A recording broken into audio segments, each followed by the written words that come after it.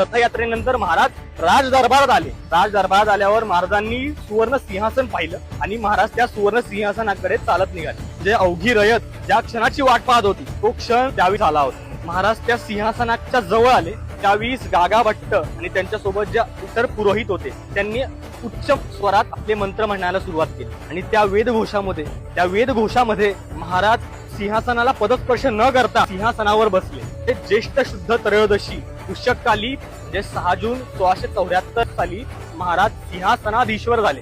गागा भट्ट म्हणाले की राजे छत्रपती झाले, छत्रपती राजा शिवछत्रपती. त्यावेळी गागा भट्टांनी एक घोषणा दिली.